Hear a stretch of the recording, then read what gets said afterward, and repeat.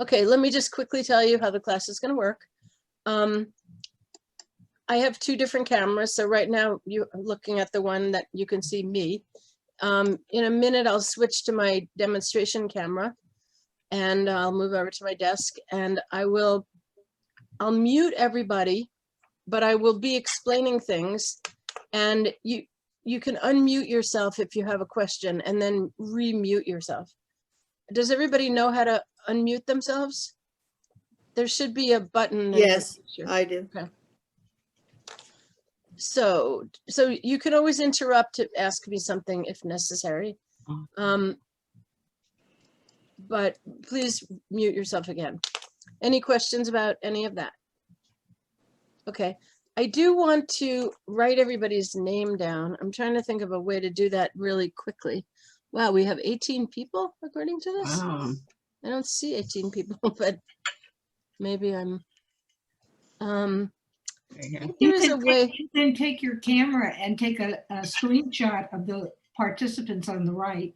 Yeah, I think that's a good idea. There's actually a, I can take a picture of the names as well as the pictures of the pictures.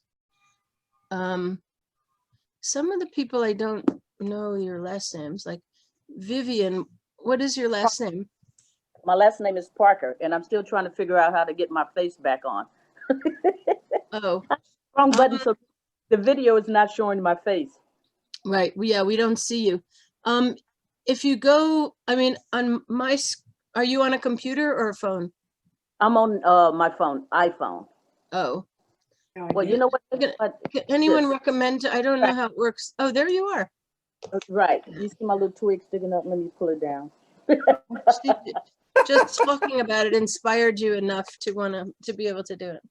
Right. I took one classes in Santa Monica. Me and my friend Karen. Was it Santa Monica? It was at one of the bead shows, and that probably had to be about a year and a half ago. Great. Parker, right? Correct. Yeah. Well, I'm so glad to see you again. Welcome. Thank I'm glad you. to see all of you. Very excited. Let's see.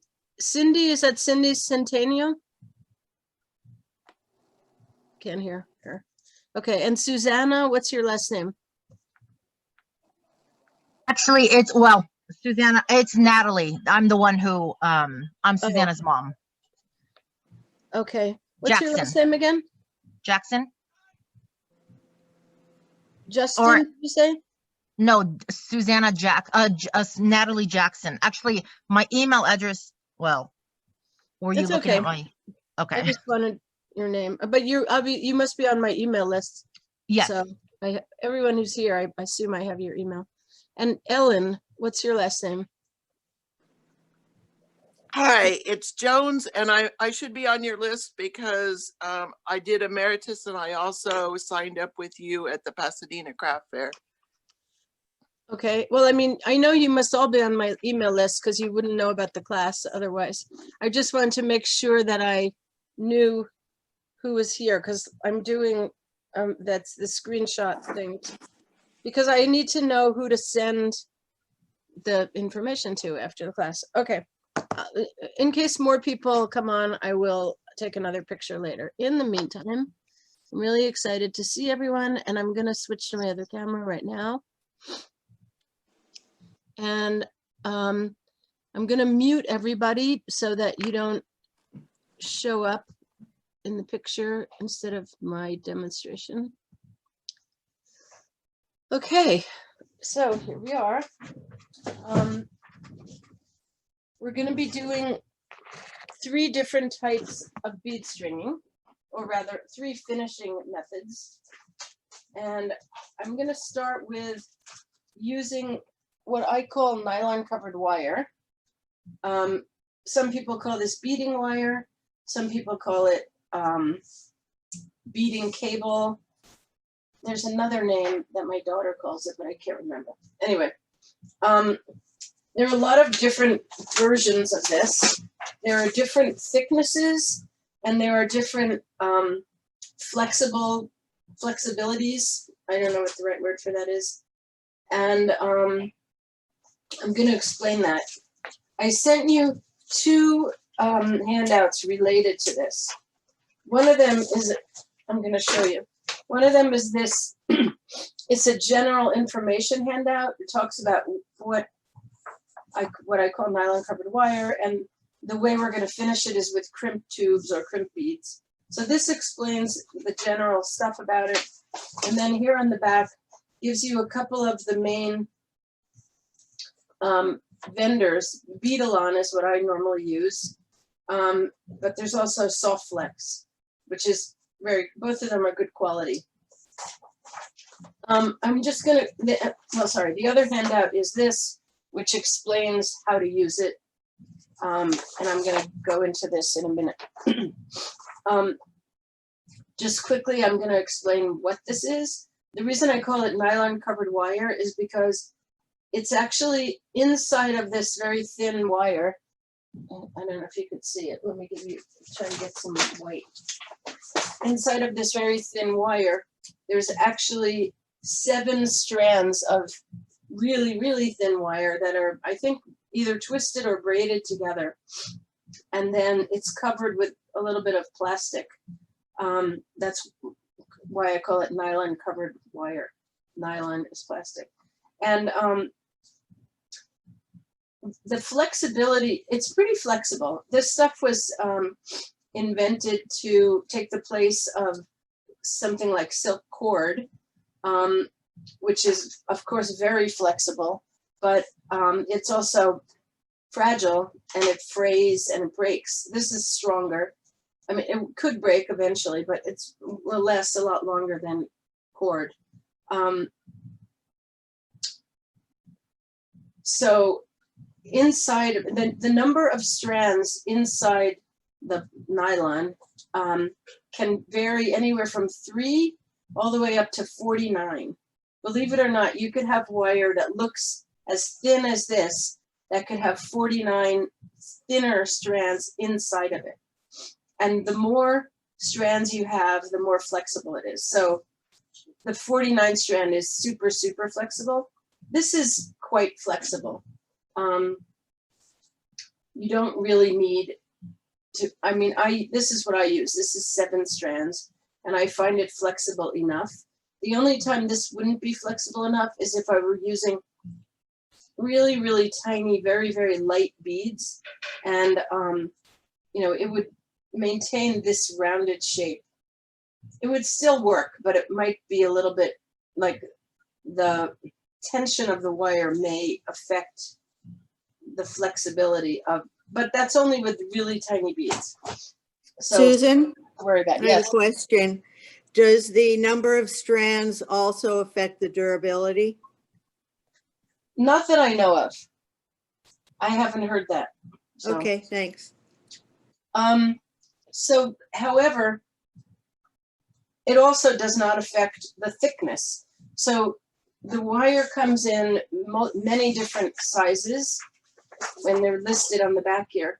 They start at, these are measurements in inches, 0.010 inches. It goes all the way up to 0.036 inches. The thickness doesn't have anything to do with the number of strands inside. You could have 49 strands in the thinnest or 49 strands in the thickest, or 3 strands in the thinnest and 3 in the thickest. The one that I use for almost everything is this 0.018 inches. That's the medium. And occasionally I use the 0.015 inches if I'm doing something with multiple strands and I need them to be thinner to fit into something.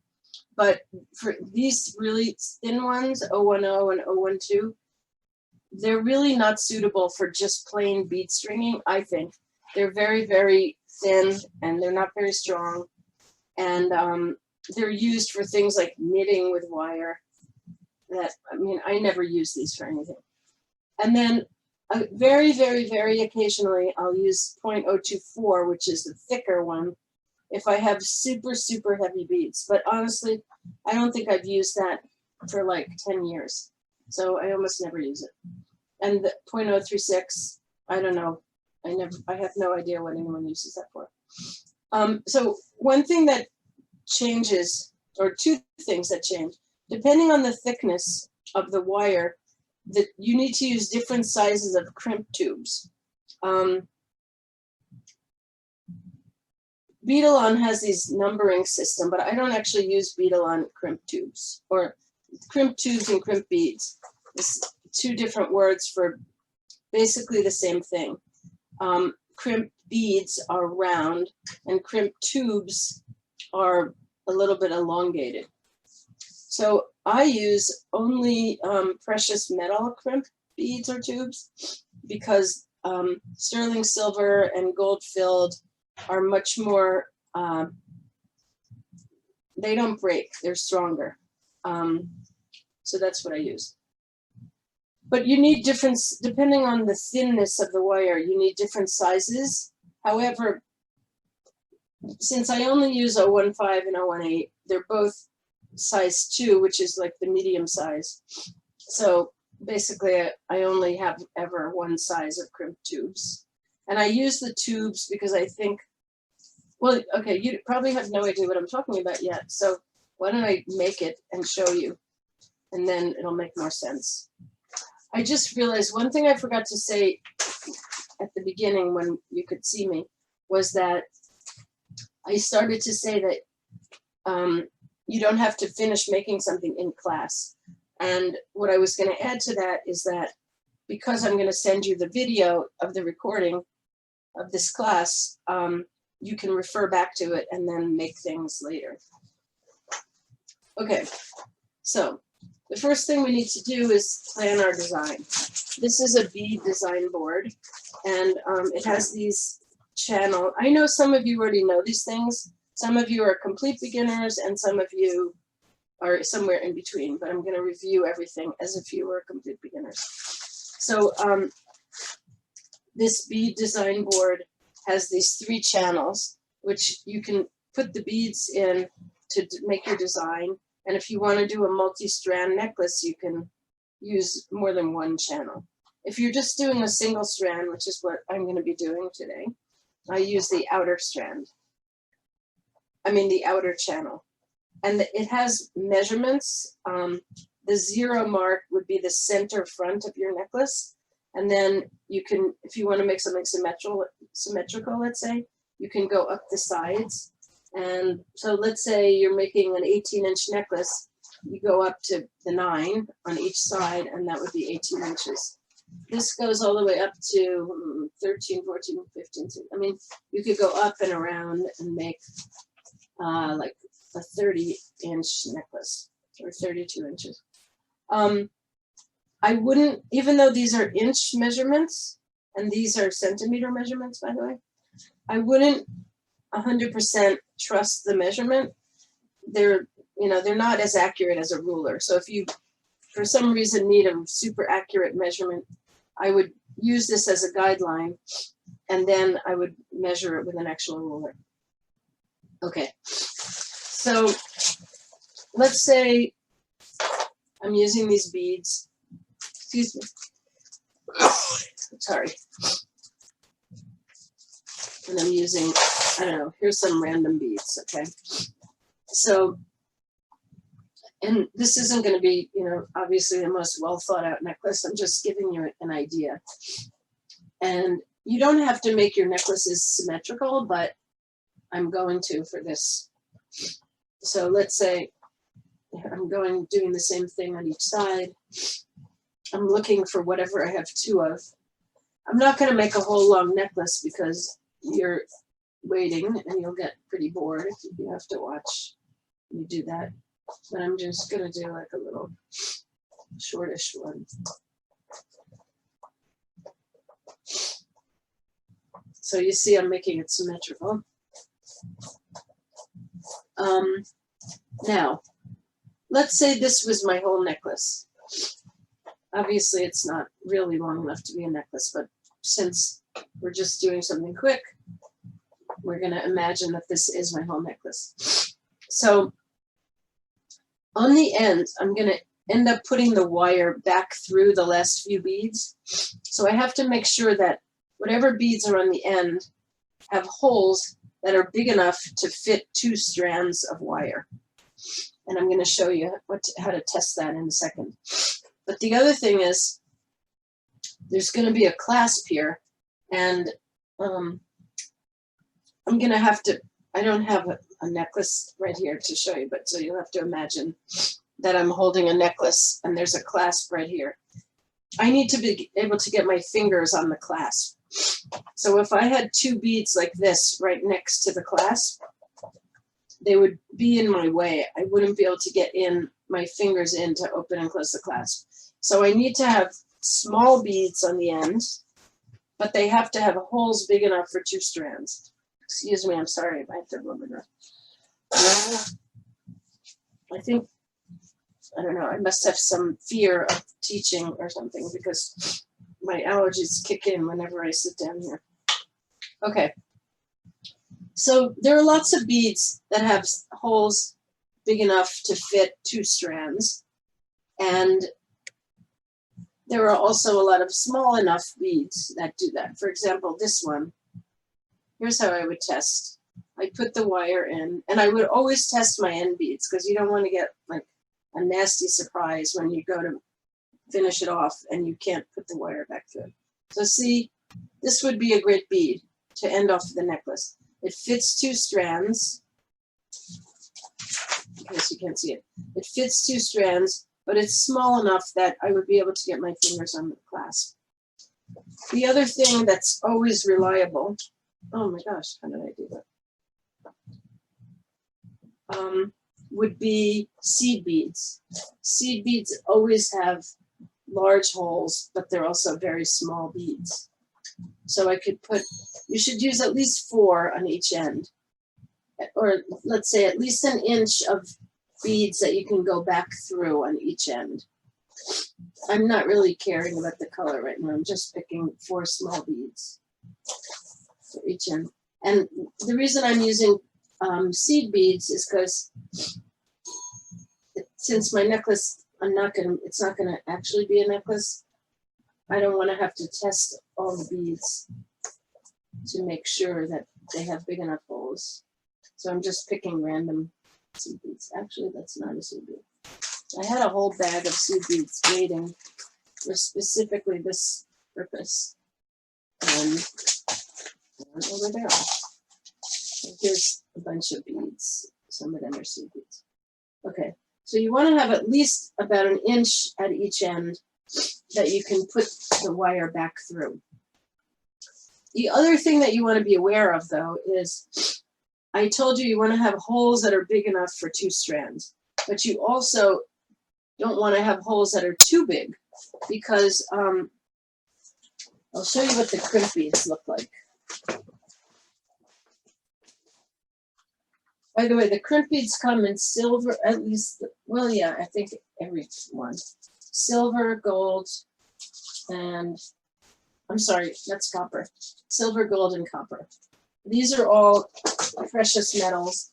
And the reason why they're really good for this purpose is because they're strong, but very flexible. They're not brittle.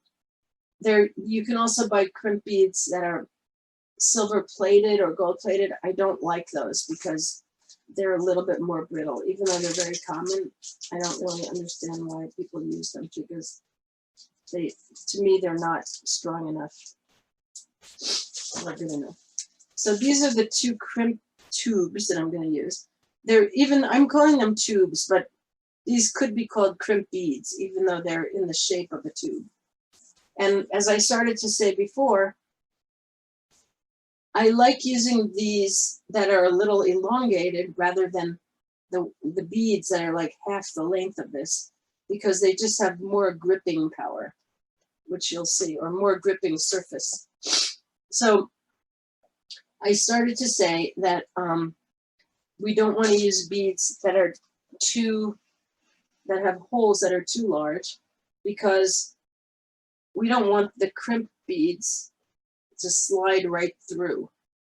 So you have to have the perfect size holes, which it isn't that hard to find. Large hole beads like this are rare. It is common to find holes that are too small, but if you see ones that are too big, it'll be very obvious. like that one. Okay. I'm so sorry about that. Okay. If I were making a YouTube video, I would have edited that nose blowing out. All right, so here's my wire. Now, I have to think about how long, I have to decide how long to cut the wire. This one's already cut, but let's say I want to make an 18-inch necklace. I need to add 5 extra inches for each side. That would mean I need to cut 28 inches for an 18-inch necklace. If I'm making a 30-inch necklace, I need to cut 40 inches because you need extra wire on each end to be able to handle the finishing. So I'm going to use, this is a bead stopper clip, and it opens, it's like a little spring that opens, and when it opens, there are these spaces that you can put a wire in. Since I'm going to leave an extra 5 inches on the end, I'm going to clip it 5 inches down from the end. Okay, now I can string on my beads and they won't fall off. Before these were invented, I used to use tape, and that was so much less convenient than this because it would leave gooey stuff on the wire. It would be hard to take off. This way, if I string my whole necklace and then I realize I want to change something on the end, I can just remove the bead stopper clip and do that. Just be sure you always have a bead stopper clip because I've seen many people pick up their necklaces and all the beads fell off, and it was frustrating. Another thing you need to know about this wire is that even though it's very flexible, if it gets bent or crimped, it won't come out. So let's say I have this bend that I accidentally make by folding it. My neck, if it's in the middle of my necklace is gonna, unless the beads are really heavy to push it out, my necklace is gonna have that bend. So you have to be careful not to do that. If you're, let's say you're transporting it and you have a small piece, always make sure it's wound up like this, never fold it. Okay, so now I have to cut this off. What we use for cutting this is just regular wire flush cutters. Okay. So now I'm going to string my beads. While I'm stringing my beads, does anybody have any questions so far? Feel free to unmute yourself and ask me whatever questions you have. My question is, do you have these the bead stringing little boards here? Yes, I sell the boards. Great. They're, I think, $5 or $5.50, and the bead stopper clips are $1. Okay, great. And if you were to come to my house, I have a whole table full of beads, bead strands. Yeah, I've been there before. Okay, I don't know who's, I know what it looks like. Great. who is that? That's Ann Cooper. Yeah. Oh, hi, Ann. Hi. Yes, I remember. Okay, so I'm stringing my beads, making my lovely necklace.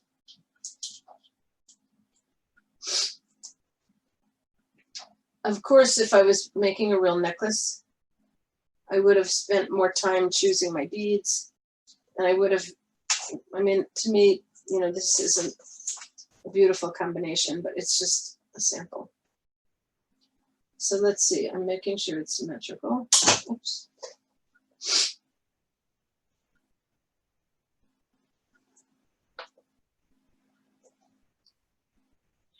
Would there be any problem making this a bracelet?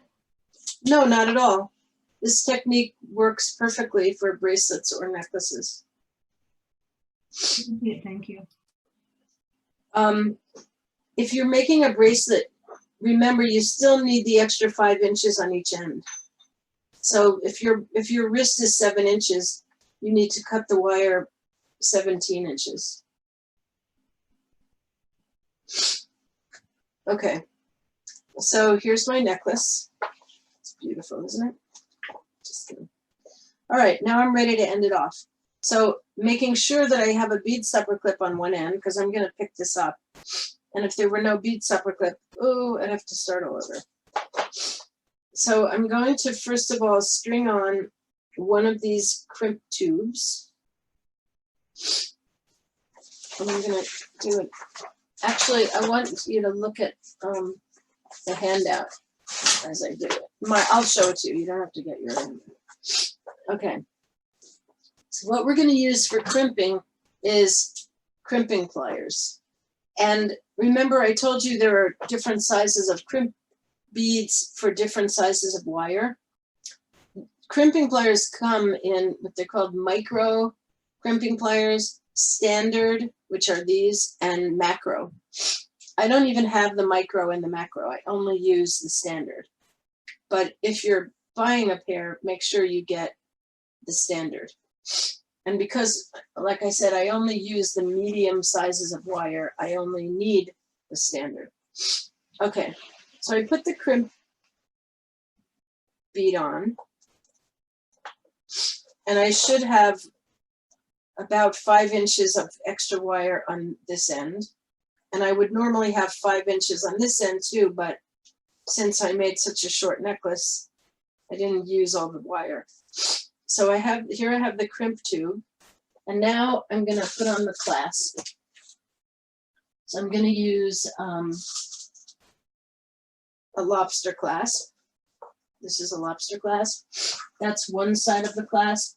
On the other side, I could put this figure 8, or I can put a plain loop. Or if I wanted to make an adjustable necklace, I could put a little piece of chain that would give me multiple loops that I could choose from. But for now, I'm just going to use the figure 8, which is the thing that I most commonly use. So I'm going to, this goes on one end and this goes on the other end. I'm going to put my wire through the little loop at the bottom of the clasp. And by the way, you could use any type of clasp. You could use a lobster clasp. You could use, this would be a toggle clasp. With this technique of using wire and crimp beads, any clasp works. I just happen to be choosing the lobster clasp today. Okay, so I put the lobster clasp on, and now I'm gonna pull my crimp bead up a little bit, and I'm gonna put my wire back through the crimp bead. So the crimp bead, even though it's so tiny, has a hole big enough for 2 strands.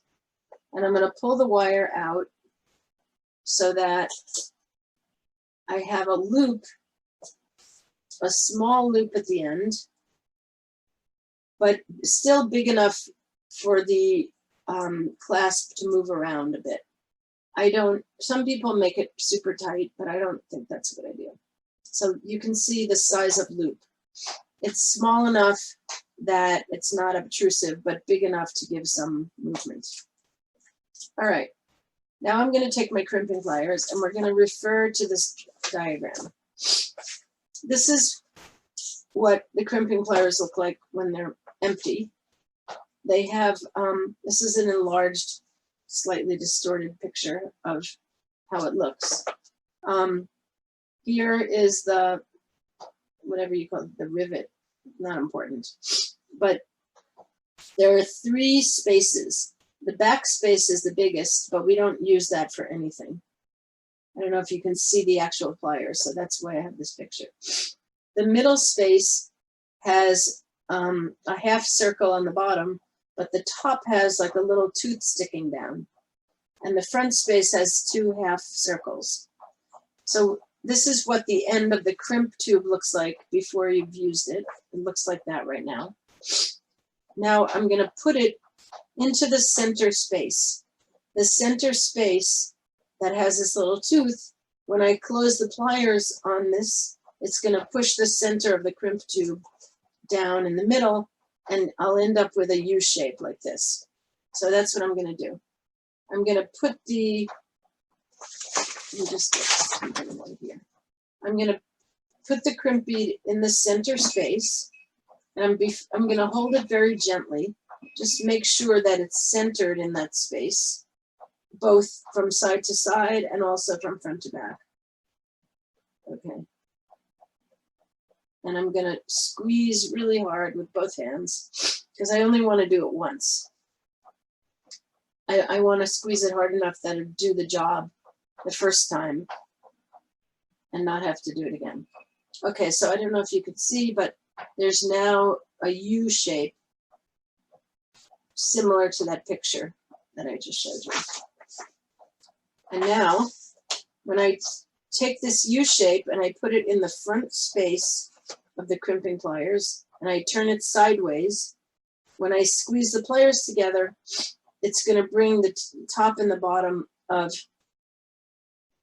the crimp tube U shape together, and it makes it look like this, kind of like, I don't know, to me it looks a little bit like a fortune cookie. So I'm going to turn it sideways, turn the crimp tube sideways, and I'm going to balance it in the front space. Sometimes it slips because it's very narrow, so you have to balance it. And then I'm going to make sure it's centered and squeeze. Whoops, it slipped. Once I have a good grip on it, I'm going to squeeze it really hard.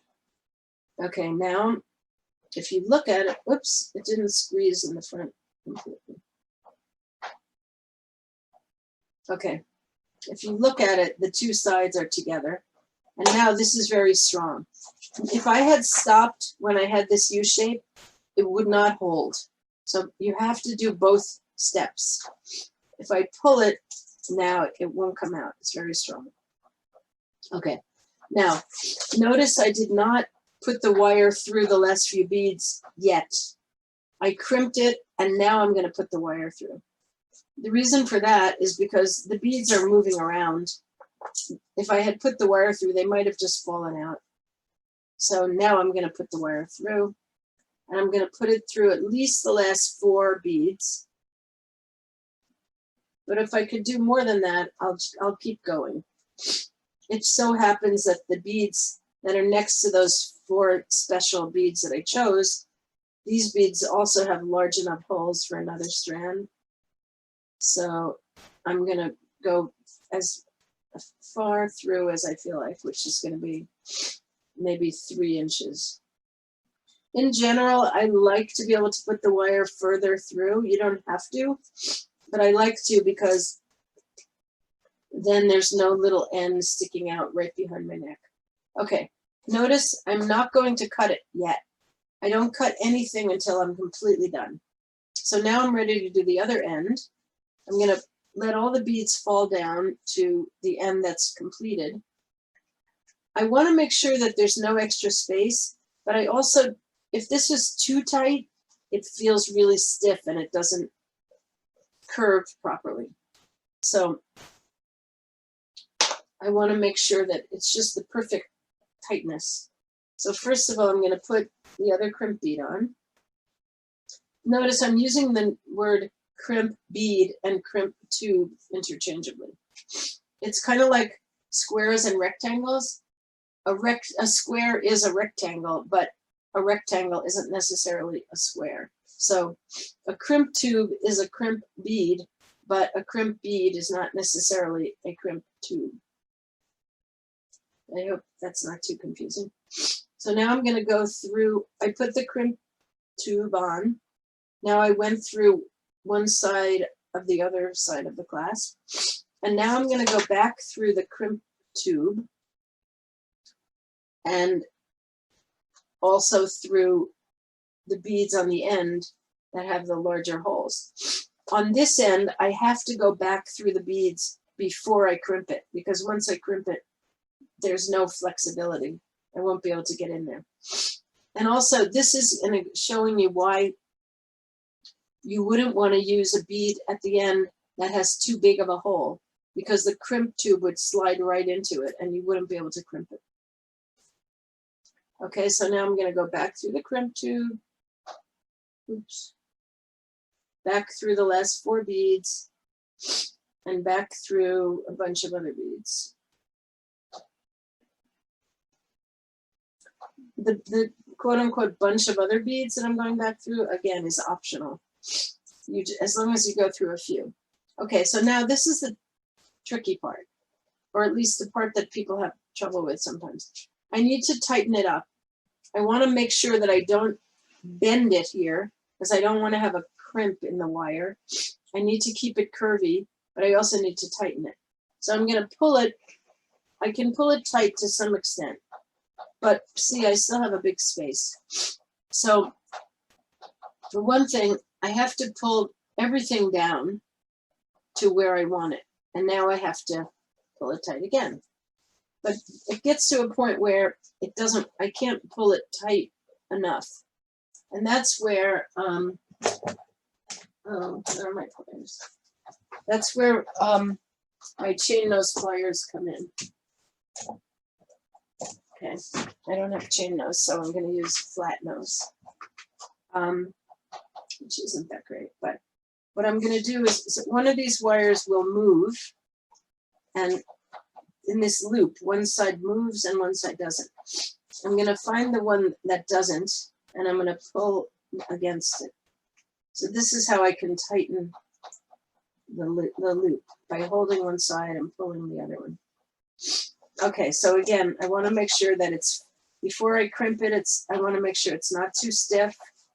I also want to make sure, push everything down and make sure there's not too much space. The perfect amount of space is the teeny tiny bit that I'm going to end up with here because the wire is sticking in. Okay, everything's good. So now I can crimp it.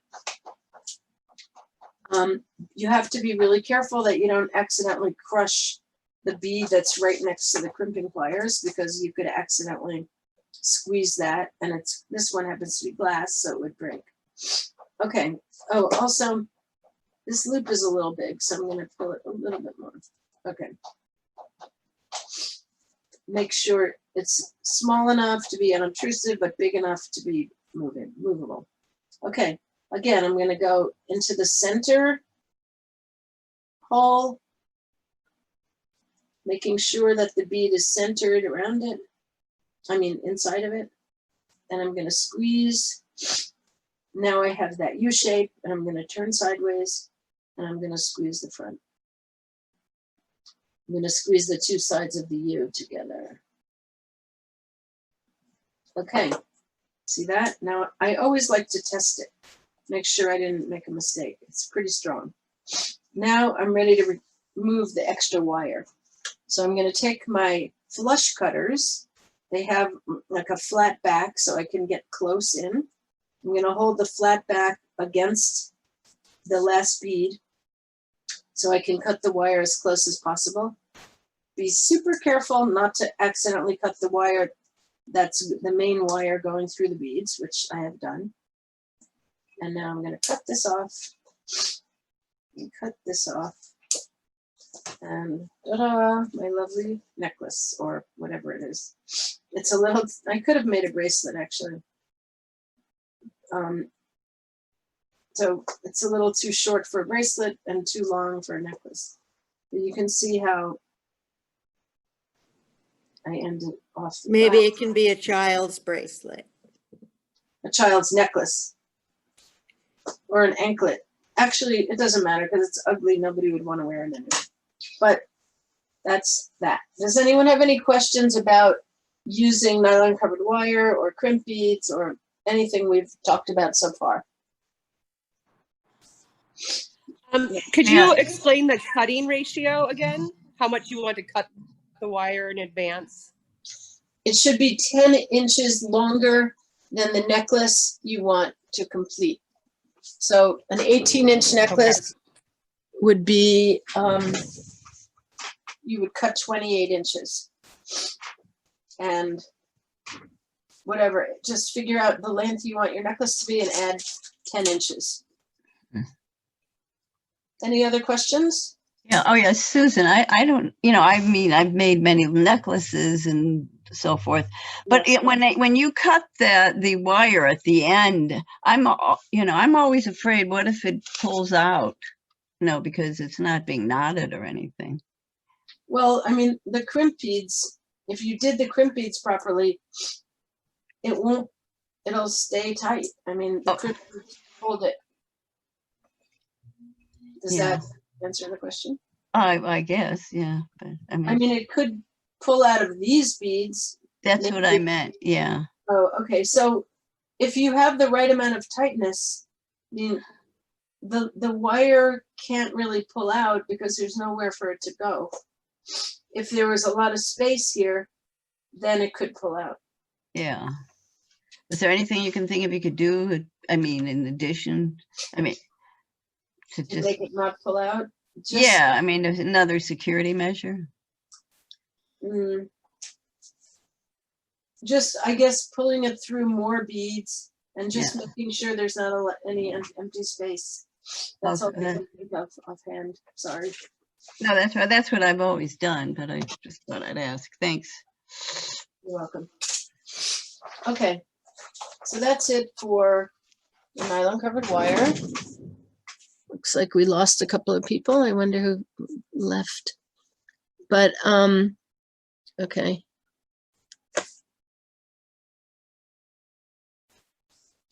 What do I want to do now? Oh yeah, I was going to mute everyone again just in case. Okay. So now I'm going to show you memory wire, which is very simple.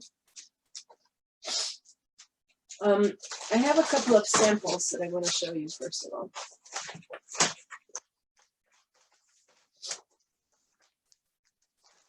I gave you handouts for all of these things, by the way. Okay, so this is a memory wire bracelet. The memory wire itself looks like a slinky, and you can cut it to any number of coils that you want. My standard net size that I usually make is 3.5 coils, but you can do more or less. You have to have it overlap to some extent. Like if you wanted one coil, this would not work, just one coil. It has to overlap at least like a third. Otherwise it'll just fall off. So as I said, I normally use 3.5 coils, but for this demonstration, I'm going to use, this is like 1.5. So we start off, the way that we hold the beads on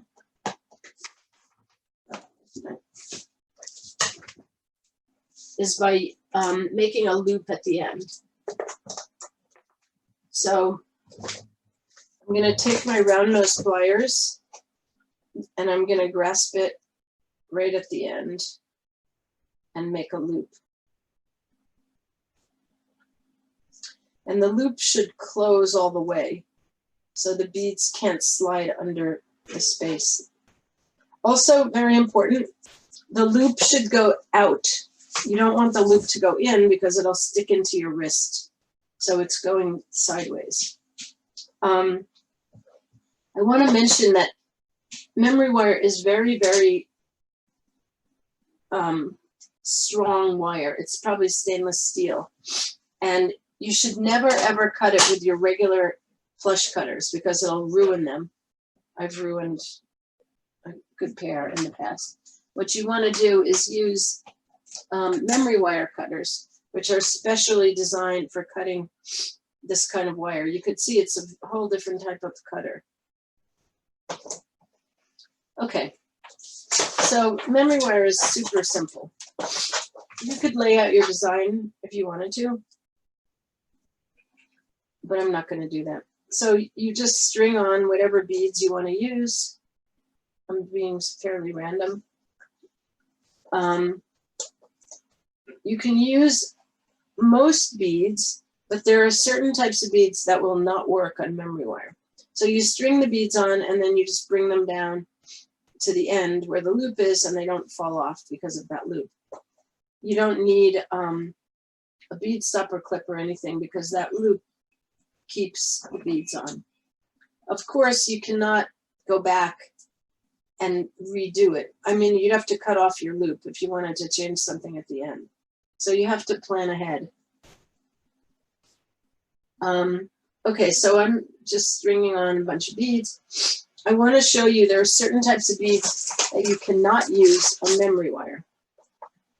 Some beads have holes that are too small, so this can't go through. Basically, the rule of thumb is if it's hard to put it on, then don't use it. it has, you have to, the beauty of memory wire is that it has a memory, it maintains this roundness. So if you put on anything that would change the curve, like a long tube, for example. Here's an example of a long tube. I could not use this on memory wire because even though I could force it on, it makes the wire inside the tube straight, and therefore it will ruin the shape of the memory wire. The other thing that you don't want to do is use a lot of super heavy beads because it'll drag it down and it'll undo the shape. You can use maybe like 2 heavy beads on each coil, but the whole coil can't be full of heavy beads. So the rule of thumb is if it goes on easily, it's fine. But like this one, well, okay, so this is a tube, but it has a hole that's big enough that inside of the bead can still maintain the curve of the wire. So that's how I know that one's okay. But any bead that is difficult to put on is not okay. So just use that as a guideline. If you have trouble pushing it through, then it's not okay. Can't even find the hole in this bead. And of course, if it doesn't go on at all, if the hole's just too small, because this wire is a little bit thicker than the nylon covered wire, so there could be certain beads that have holes that don't fit. One very important thing that I want to mention is that you cannot judge the size of the hole from the outside of the bead. A bead could be very big and have a tiny hole, or very small and have a relatively big hole. So there are many different things, different types of jewelry that depend on choosing the right hole size. So don't be fooled by looking at the outside. You have to look at the actual hole in the bead. All right, so I haven't completely filled this, but I think you get the idea. You keep going. If you're making a multi-coil bracelet, you just keep beading and beading. And then when it's full, I'm not going to fill the whole thing because I think you get the idea. Then you just make another loop. Let's say I decided, well, first of all, this, as I said before, let's say I wanted a single strand. I cannot just stop right here because it won't stay on. I need to overlap at least like that much. But let's say it was the right size and I just was ready to end it. And I have extra wire. So what I could do if I have a memory wire cut of it is I push all the beads to the end, and then I need about a ½ inch, about that much, to finish it off. So I could cut it right here and then make my final loop. This is actually a little bit too much. And that would be it. Again, don't be confused by the fact that I made this so short. I don't think this would really work well. Yeah, I mean, see, this would fall off. It needs to be long enough to overlap a little bit. Okay, that is memory wire. Very, very simple. But it's a fun project. It's a good thing for children to do and stuff. Does anyone have any questions about memory wire? Okay. I just want to ask, you had a several strand memory wire, so how does that attach? It's all one piece. Oops. Oh, It's all one long wire. And the reason it's called memory wire is because it holds its shape. okay. So but you had just 1/2 circle. So if you get it, what kind of memory wire did you use for that one? Was it, yeah, but that wouldn't go all the way around. I know. I stopped early because I didn't want you to have to be bored while I strung all the beads. But So memory wire is long, and then you cut it if you only want one yeah, strand. I'm gonna show you what it looks like when I get it. See, it's a big, Oh, like okay, a slinky. And okay, I cut it to whatever length I want.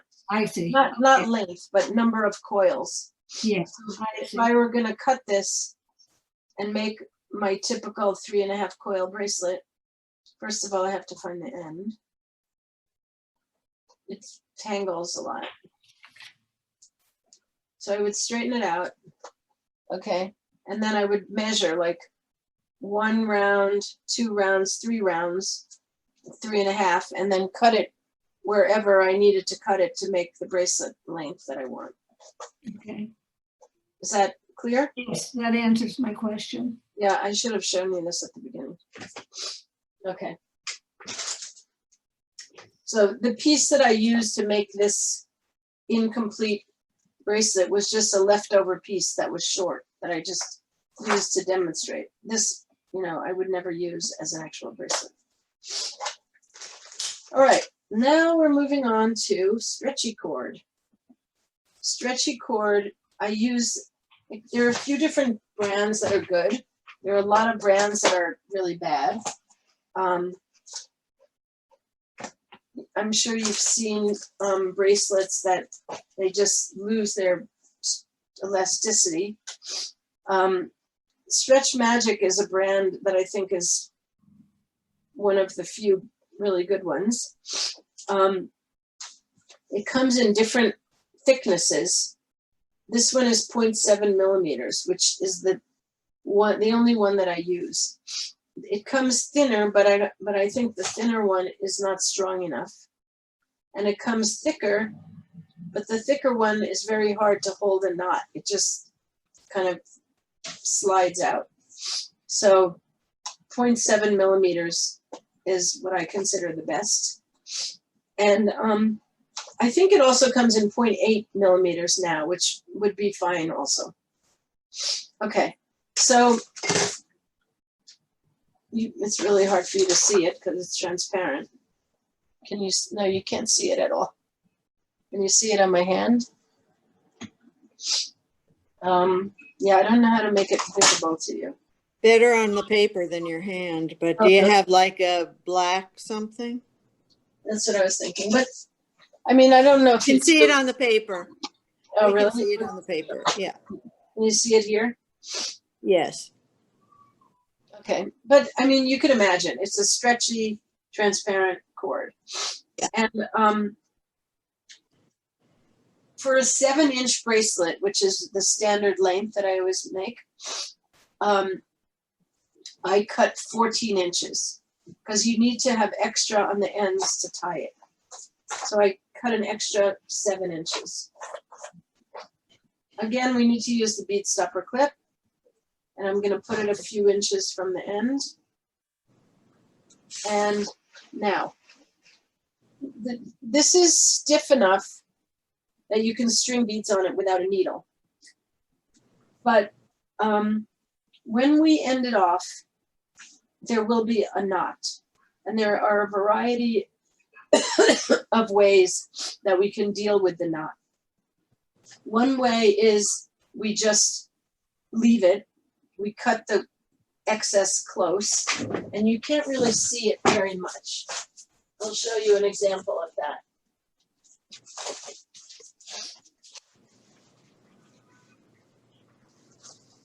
Here's a stretchy bracelet where I knotted the end. Where is it? I can't even find it. Oh, here it is. You can see I knotted it, I glued it, and then I cut it pretty short. I don't cut it completely all the way up to the knot. I leave a tiny bit sticking out, but I don't know if you could even see this. But Do you put glue over it? yeah, I put glue over it. No matter what, I'm going to knot it and glue it the same way. So I'm going to demonstrate that in a minute. But you could just do this, you know, just end it off, leave the knot, once you are aware of the knot, it might be more visible, but normally you don't really see it. And that's normally, well, I do that a lot of the time. That's one basic way you could do it. But How then- do you prevent it from not stretching? I've made those and then it stretches way out. Okay, we'll get to that after. Hold your Okay. questions, unless it's about exactly what I'm doing at the moment. Okay. So,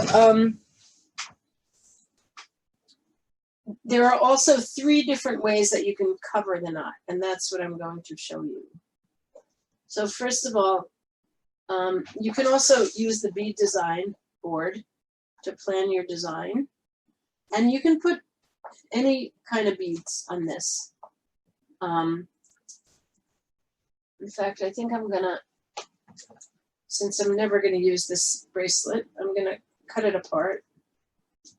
The one that the memory wire bracelet I just made, and I'll just use the same beads. So this type of stretchy bracelet, there's no overlap. It's just exactly the length of the wrist that's going to be wearing it.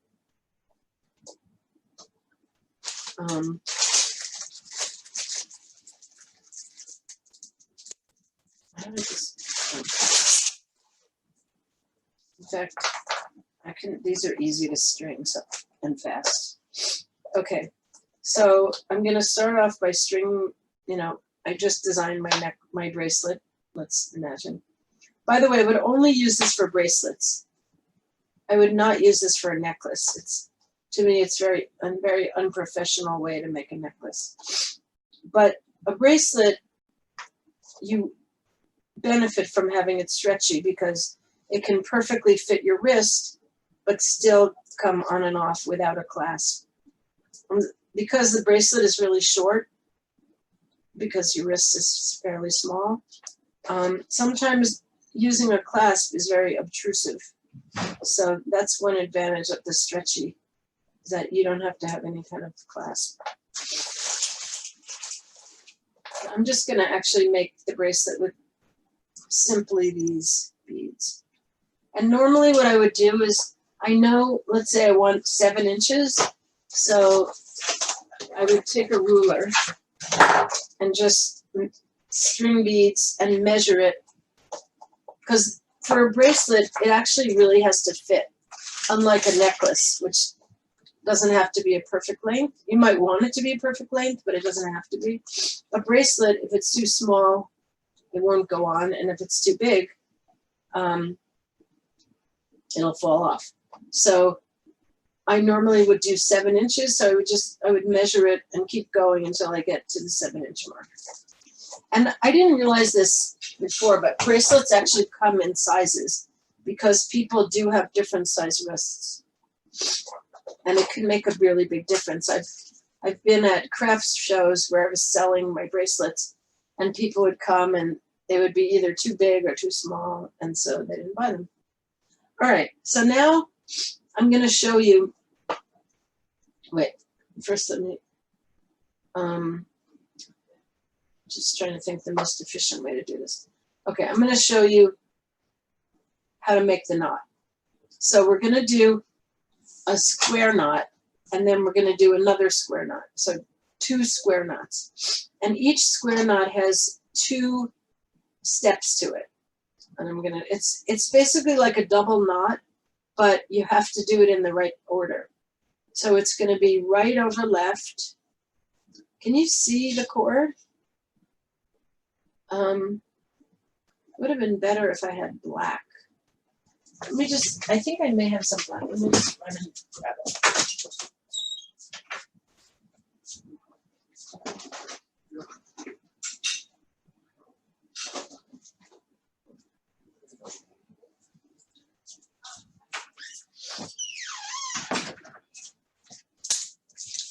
Okay, so this black cord that I have is actually too thin for what I would normally use. It's only 0.5 millimeters. And I forget I bought it many years ago, and then I realized it was fairly useless. Hopefully it's not well stretched out. Okay. So I'm gonna re-string this. This cord, That's much easier to see. Thank you. yeah, I imagine. But it's thinner than I would want it to be. Whoops. So while I'm stringing this, I'm gonna address Sue's question about how do you keep it from stretching out. The thing is that eventually, this cord lasts a long time and it's quite strong, but it will eventually lose its elasticity. So I don't think there's anything you can really do. You just pick the best quality cord you can, which I think Stretch Magic is right up there with the best. And you just realize that someday you're going to have to restring it. But they do last for years.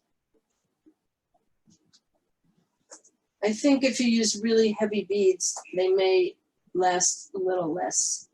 And I don't even know if it has anything to do with how often you stretch it. I think just time might deteriorate it. All right. So normally I would use a thicker cord and it would be clear, but this is more visible. So you're going to go right over left. So the right cord is over the left cord.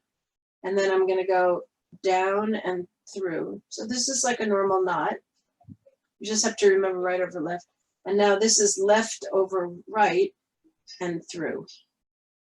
Now, I'm going to pull this tight, but often the knot that I did at first would have already loosened. So I have to find a way to pull the first knot tight while I then pull the second knot. Okay, so that was one square knot. The right over left and then the left over right.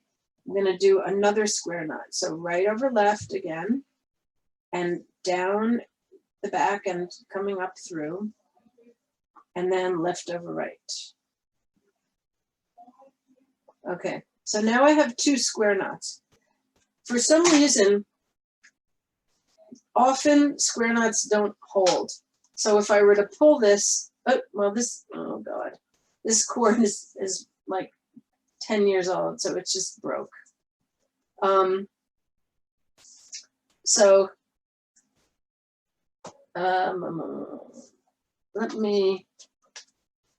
So you saw how I made the knot. I'm gonna now quickly restring these to show you how I would end things off. Okay, so one of the ways that we cover the knot is something that we do after the whole process of stringing and tying. And it's using a crimp cover. So first I'm gonna just quickly go back.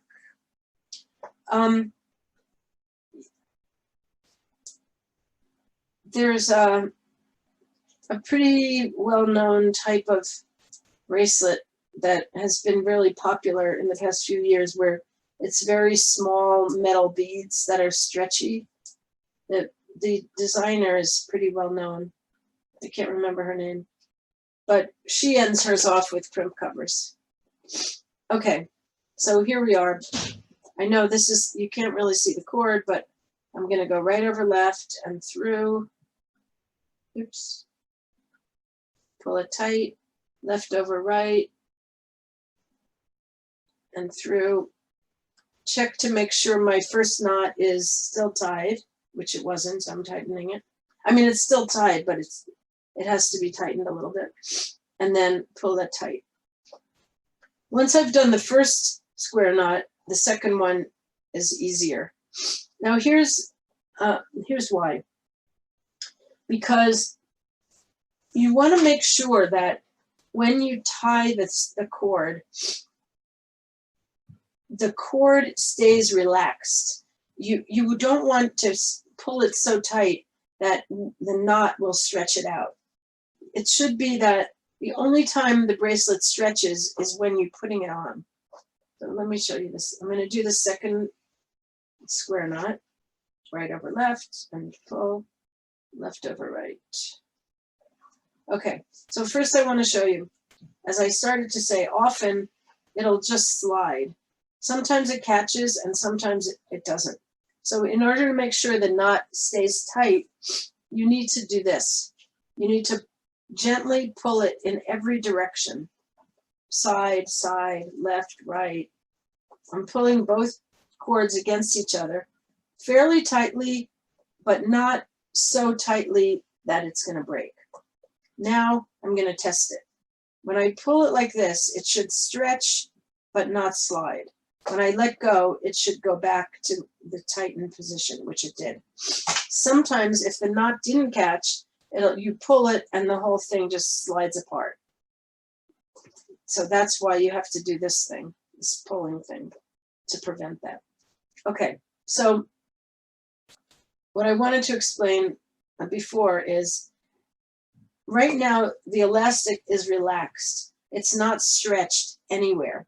When I tied it, I made sure that I wasn't stretching the elastic while the bracelet was just sitting there. It'll stretch to put it on, which is why we need the stretch. But once you take it off, it should be relaxed. Okay, so now, doing the first approach, which I showed you here, where you just leave the knot, what you would do is use GS Hypo Cement, squeeze a little bit out, enough, but cover the entire knot with the glue.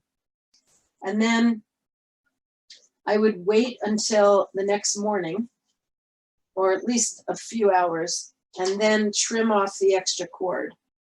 So I glued it, let's pretend it dried. I always leave a little bit, I don't know if you can see that, maybe on my phone.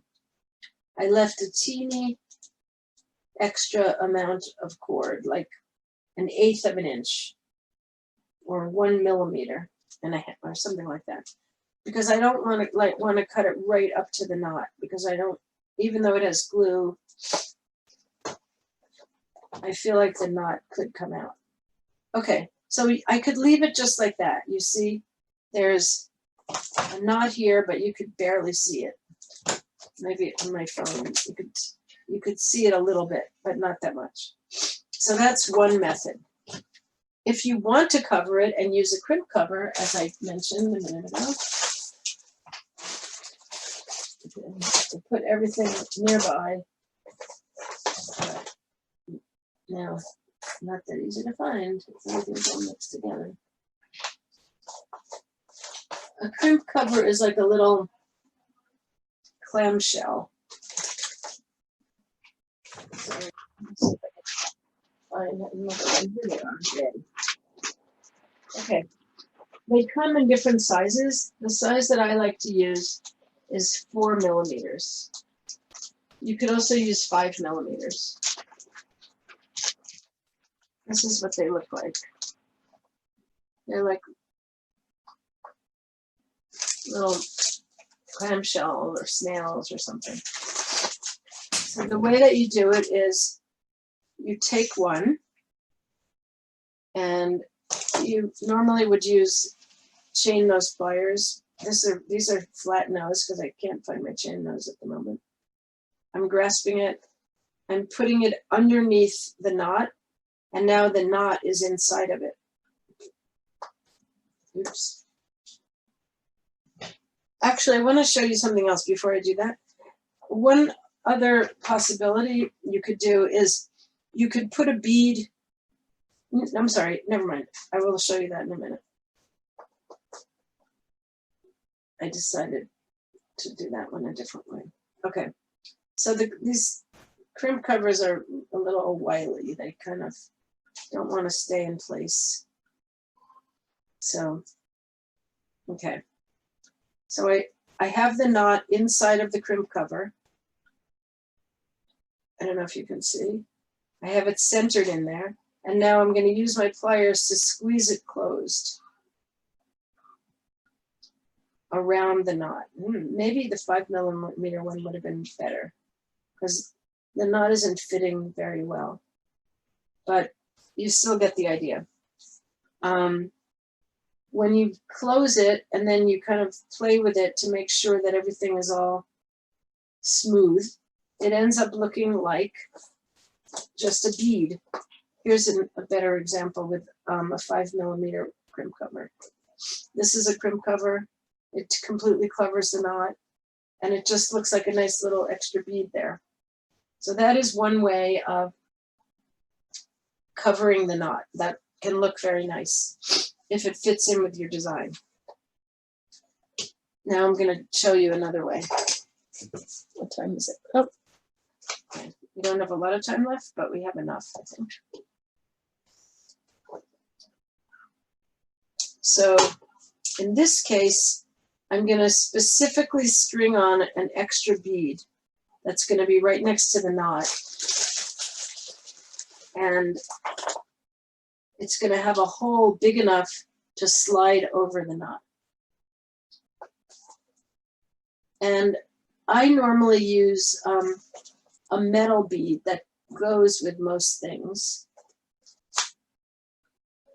You would want to, I mean, right now I'm using all the same beads, so there's not really much planning of my design. But normally, if you're going to use the special bead that covers the knot, which I'm going to show you in a second. Here's that special large hole bead. You see how large the hole is? It's also a nice silver bead. So I'm going to string that on right next to where the knot's going to be. And then after I glue it, I'm going to slide it into there. So if this was a design that had a lot of different beads, you would want to design it around this being the center, or somehow include this as part of your design, so you don't have it just stuck in the middle of somewhere that looks ridiculous. All right, I'm removing my bead stopper clip. And now I am tying the knot the same way, right over left, left over right. I'll just do it quickly so I can show you the other thing.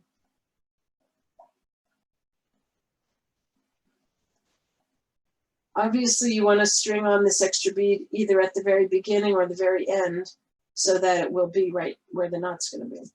Okay, so I did my knot. I'm pulling it in different directions so it'll be strong. I'm gluing it, glue, glue, glue. Cover the entire knot with glue. Let it dry for multiple hours. Trim it off. Oh, sorry. Don't let it dry for multiple hours. If you're doing this technique where you're sliding a bead over it, then you should slide it over while the glue is still wet, because it kind of glues it inside there. And once the glue dries, it's hard to slide it. Okay, so there, you can fix it so that it lies properly, but you get the idea. I used a large hole bead to cover the knot. So it actually, well, with this particular bead, it gives a similar look to the one that had the crimp cover. Also, I mean, it just so happens that these blue beads I'm using have large holes. So I also could have just probably, I don't know, actually, it's not working, but there are lots of beads that have holes that are big enough to cover the knot. Okay, the last thing that I like to do is use, I don't know what this is called. I forget the name of it, but this is, you could say it's like a large hole bead, but it has a loop hanging down that you can attach a charm to. So I think it's the same technique as using the large hole bead, except that it has this loop and it has the additional benefit of being able to use a jump ring to attach any kind of a charm. I have tons of different charms to sliding around to the loop using a jumper. Okay, so we now have only a few minutes left. Does anyone have any questions or comments? Susan, Yes. what size was that copper crimp cover? Was it 5 millimeter? Yes, that's what I would recommend. 5 Yeah. millimeters. Okay, and the instruction sheets are really great too to have. Thank you for Oh, those. thank you. I'm glad to hear that. I have, this is Vivian, on the Stretch Magic. Yes, You don't pre-stretch the string? I don't. Should I? I have found when I did not pre-stretch them when I first started, that sometimes that they would get larger on my I made them for. Once I started pre-stretching them, I have not had a problem. And was it Stretch Magic or some other kind of stretchy cord? No, it's Stretch Magic. This is what I use. This is Stretch Magic. Oh, okay. Well, that's Right. that's an interesting piece of information that I didn't have. What do you do to stretch it? Just pull them a few times or what? Yeah, you just, let me demonstrate if you can see. Mhm. I have so many of them. Hold on a minute. That sounds like a good idea.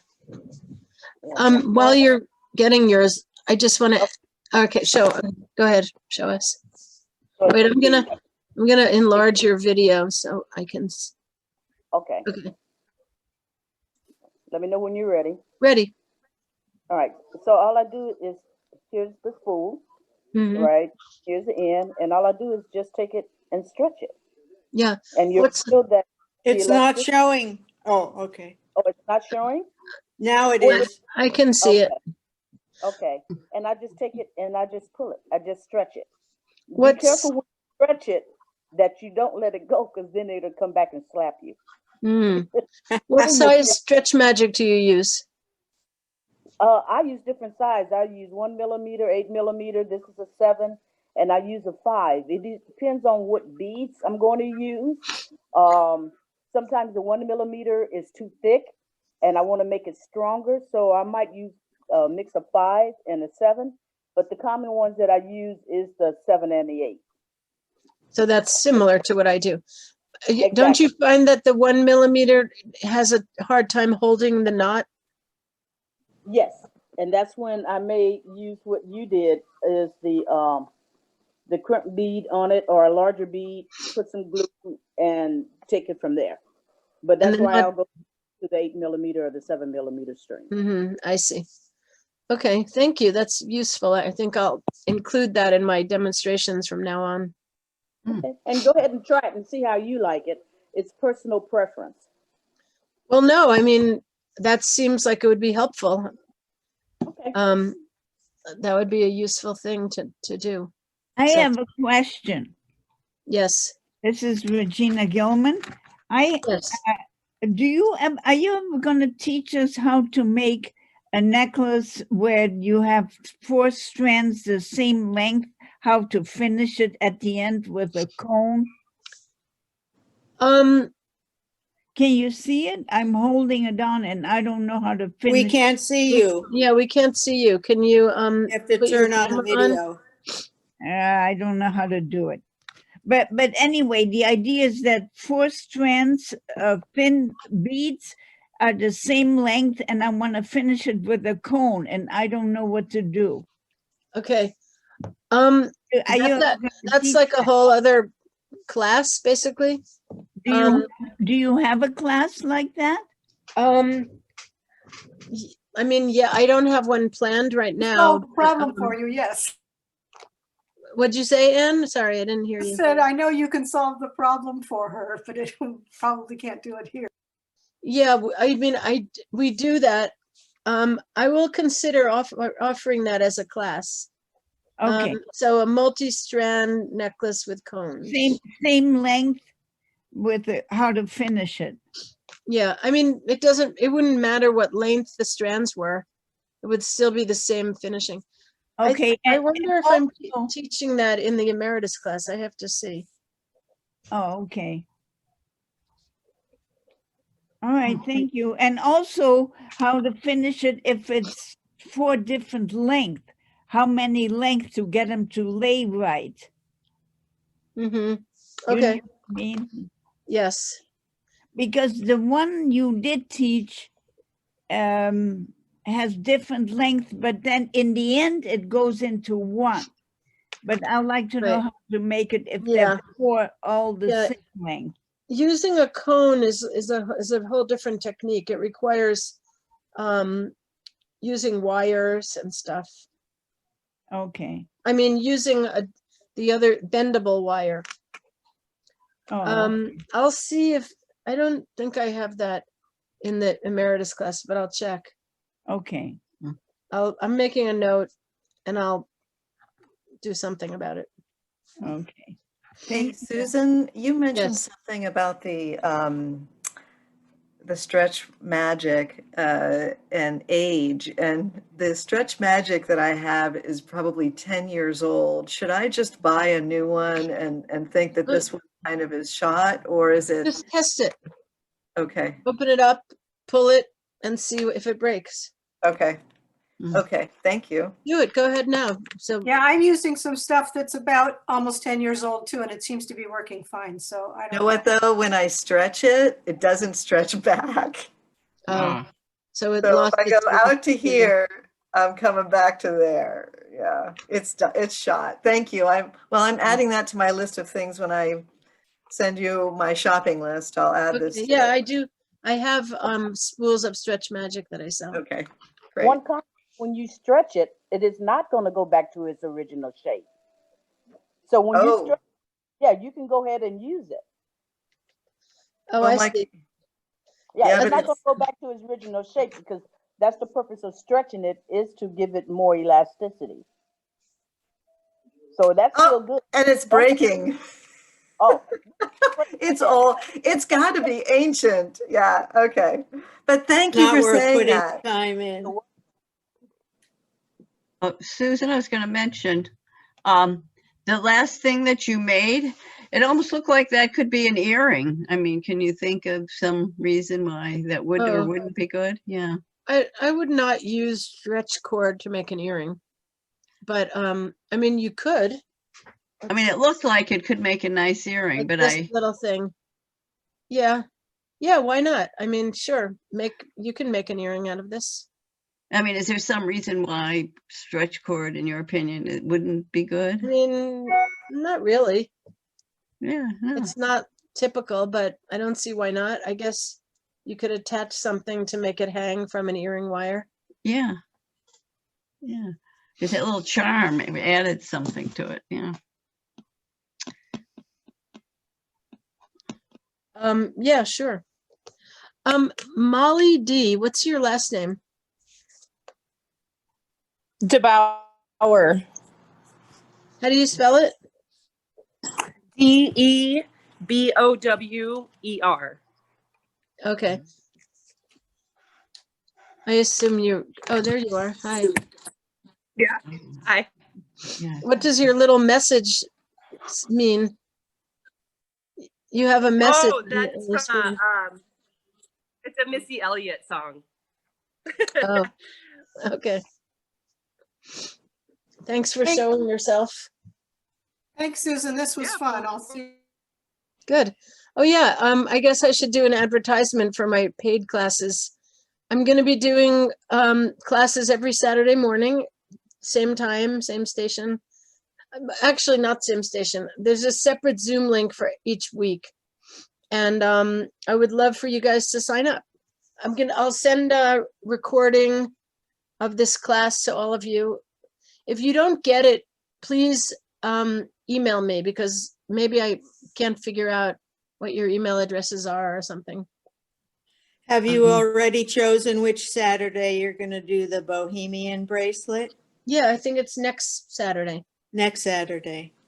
Yeah, well, if you look at my email that you got today, It has dates. I don't scroll remember. down, it has all the classes. Great. And I'll send it out again. I learned that you can't just send one email and expect people to see it. So I'll send another one. Any other Thank you. questions or comments or anything? This was really I nice. do have a Thank you. question for you. Thank you. Who had a question? And Uh, yeah, I would love to hear feedback too, if you have any. Somebody had a question. Who was it? Molly has a question. Yes, So I took go. a series of your classes a couple years ago in person, and was pulling out, making sure my kit is all up to date. And I have a bunch of artistic wire. Is that to be used in coming classes? Yes. Or I can't remember offhand what I'm teaching. Let me just take a quick look. Where's my, let's see. So the Bohemian bracelet does not use it. The macrame doesn't. The cotter pin chain bracelet uses 18 gauge artistic wire. So I don't know if you have that size. at 2024, but okay. Oh, yeah, those are good for wire wrapping. If you take the wire wrapped stone class, we'll be using 20 gauge wire for that. Okay. Good And to then know. the woven wire bracelet, week 7 also uses wire, artistic wire. But I'm also open to requests. I'm gonna keep scheduling more classes. So if there's something you want to learn that isn't included in my list, please email me and let me know. Will you be doing the Emperor's class come winter? The emeritus class? Yeah. Yes, I will be teaching the emeritus class, just the morning class, not the afternoon class. Okay. Okay, as usual. Yeah. Okay. Any other, does anybody have any feedback about this, how this went today? Since it's the first time I'm doing the Saturday morning classes, anybody have any suggestions? So there's one suggestion. Do you have the ability on your side to put yourself as spotlight? Are you familiar with that on Zoom? You mean by pinning my video? Your video, yeah. Can you spotlight yourself? Because I don't know about you guys, but I see everybody when you're teaching, and I don't have the ability on my side to just see you and your hands come up on the screen. Are you using an iPad? No, I'm using a laptop. Okay, so let me answer. First, I would like to know. I should have put it on speaker view. Exactly. That's You put it on speaker view, and you also have to pin your video, my video. Okay. If you when you're in gallery view, if you hover over my picture, there are 3 dots in the upper right hand corner, and if you click on that, it says pin video, and that will make it so that you only see me. And of course, you have to be in speaker view though. Yeah.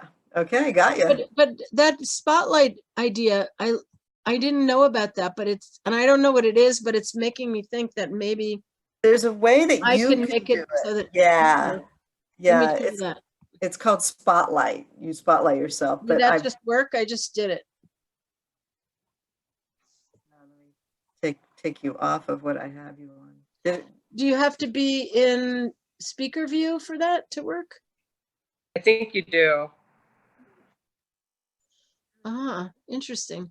Okay, well, that's good to know. I didn't know that existed. Because sometimes people can't figure out how to do the pin video thing. So I could do the spotlight video. Thank you. I learned 2 things in this class. I learned about stretching my cord, and I learned about using spotlight video. Anybody else have any suggestions or comments or anything? Yeah. What about stretching the cord? You're suggesting to stretch the cord before you start beading. Yeah. Just up until it's too much, and then let it snap back a little. Yeah, I mean, I wouldn't pull it so much that you break it, but just enough that it kind of, if, I guess there's a certain amount of stretch that comes out, but maintains the rest of the stretch. And Okay. so, all So right, the well, other, yeah. the other class I would suggest is one that highlights the different ways that you can use a pendant, you know, like just oh, you can't really see it, but you know, I'm holding it upside down, a pendant with a loop on it. You know, besides just putting it on a chain. Okay. I don't know if that would be enough for an entire class. But maybe I'll include that a little bit in the stone wrapping. Yeah. Okay. Okay, I'm writing this down. All right, ladies, it was really nice to see you all, and I hope you learned something useful. Absolutely. I Thank you really so enjoyed much. it. Thank you. Thank you, Susan. I hope to see you. You're welcome, Suzanne. I saw your message. I hope to see you in future classes on Saturday mornings. Okay. Thank you.